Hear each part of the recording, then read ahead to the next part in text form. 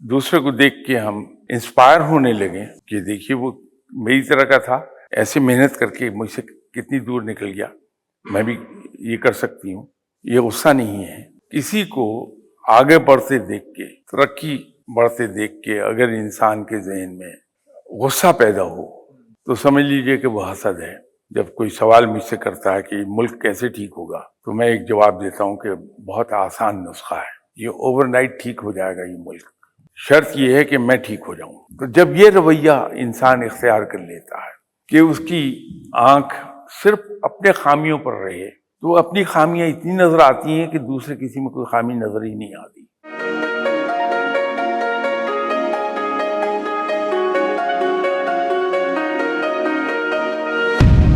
ہم یہ بات کرتے ہیں کہ جیلسی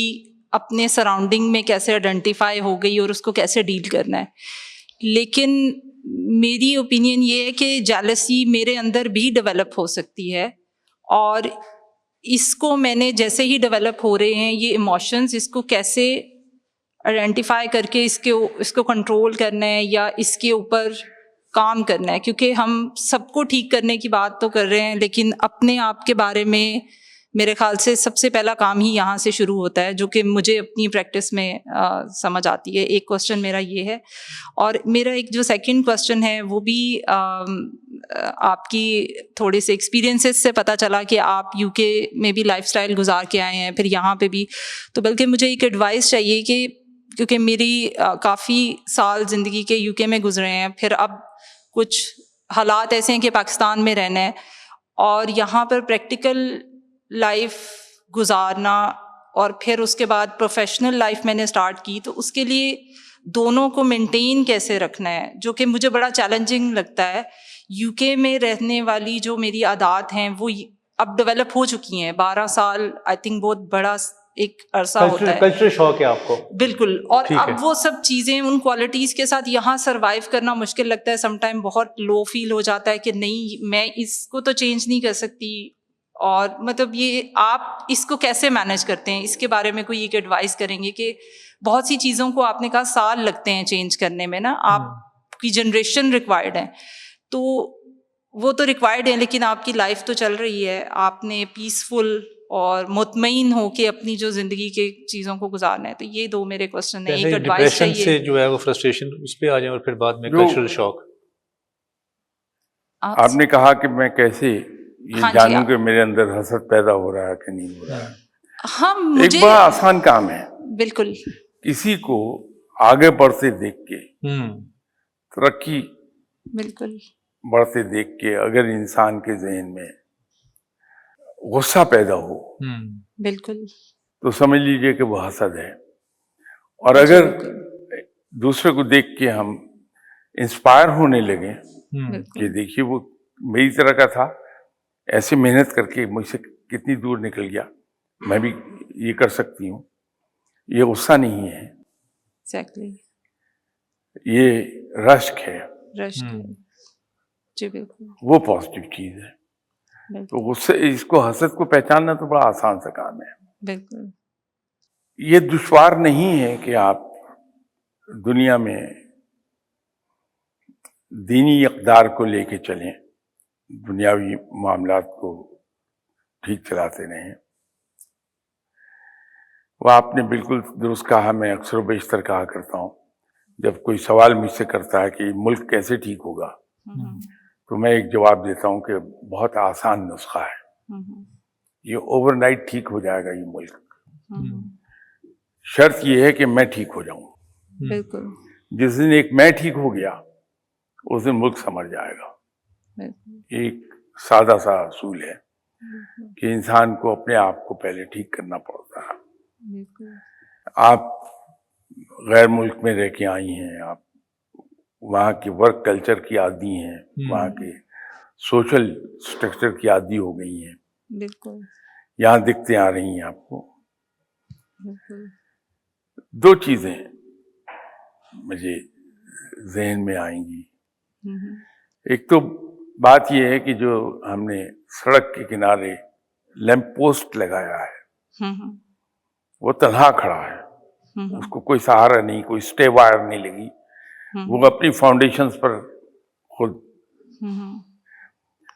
35 فٹ کی بلندی تک کھڑا ہے اوپر. ہوں وہ ہمیں کبھی کمپلیٹ کرتا دکھائی نہیں دیتا ہوں کہ ٹیمپریچر بہت ہے، میں تپتی دھوپ میں کھڑا ہوں، ہوں آندھی چل رہی ہے، وہ کمپلینٹ نہیں کرتا کہ آندھی مجھ پہ اثر انداز ہو رہی، میں گر جاؤں گا. وہ اپنی ڈیوٹی پوری کر رہا ہے، وہ لائٹ دے رہا ہے، لوگوں کو راستہ دکھا رہا ہے. تو جب معاشرے کے اندر ہم کھڑے ہوتے ہیں تو ہمیں یہ دیکھ لینا چاہیے کہ وہ جو لیمپ پوسٹ ہے جو اندھیرے میں لوگوں کو راستہ دکھا رہا ہے، وہ بھی ان تھپیڑوں کو برداشت کر رہا ہے، ویدر بیٹنگ لے رہا ہے، آندھی کو سہ رہا ہے، وہ بارش کو سہ رہا ہے، لیکن وہ اپنی ڈیوٹی سے منہ نہیں موڑتا. تو ہم تو پھر انسان ہیں، تو ہم اس لیمپ پوسٹ سے بہتر بیہیو کر سکتے ہیں. ایک اور جو اعتراض جس سے واسطہ پڑتا ہے کہ صاحب اکیلا میں کیا کر پاؤں گا، جی میں معاشرہ تو نہیں بدل سکتا. یہ شاید سوچنا اتنی صحت مند بات نہیں ہے. لاہور کتنا بڑا ہے، اس میں پورے شہر میں اگر لائٹ چلی جائے، رات کو اندھیرا ہو جائے، تو اگر ہر آدمی یہ سوچے کہ میرے پاس تو ایک موم بتی ہے، ایک میری موم بتی پورے شہر میں روشنی کہاں سے کرے گی، تو لاہور اندھیرے میں ڈوبا رہے گا. لیکن اگر ایک آدمی اپنی موم بتی جلا کے اپنے گھر کے دروازے کے باہر کھڑا ہو گیا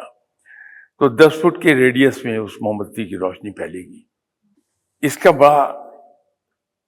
اسٹرانگ پاسبلٹی موجود ہے کہ میرا پڑوسی مجھے دیکھ کے کہ میں ایک موم بتی جلا کے کھڑا ہوں کہ لوگوں کو دقت نہ ہو، وہ بھی موم بتی جلا کے باہر آ جائے گا. تو دیکھا دیکھی پورے شہر میں لوگ اپنے اپنے گھر کے باہر موم بتیاں جلا کے کھڑے ہوں گے اور پورا شہر روشنی سے منور ہو جائے گا. ضرورت اس بات کی ہے کہ وہ پہلا آدمی جو موم بتی جلا کے باہر کھڑا ہوگا وہ کون ہے، تو لیٹ اٹ بی می. جب ہم ان لائنز پہ سوچنے لگتے ہیں تو زندگی بڑی آسان ہو جاتی ہے. یہ فقیر لوگ، ان کو آپ دیکھتے ہیں، درویش لوگ نارملی، ویسے تو شیخ عبد القادر جیلانی رحمۃ اللہ علیہ، اتنے امیر لوگ بھی پیدا ہوئے ہیں کہ انتہائی قیمتی ڈریس پہنتے تھے، جو ڈریس ایک بار پہن لیا دوبارہ نہیں پہنا. بہت لیوش لائف تھی ان کی. حضرت بہاؤالدین ذکریہ رحمۃ اللہ علیہ بہت بڑے جاگیردار تھے.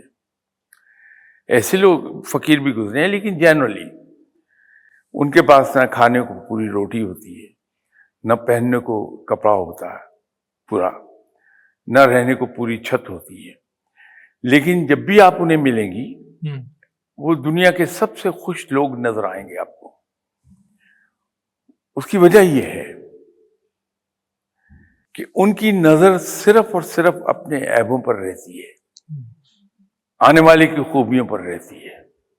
تو جب یہ رویہ انسان اختیار کر لیتا ہے کہ اس کی آنکھ صرف اپنے خامیوں پر رہے،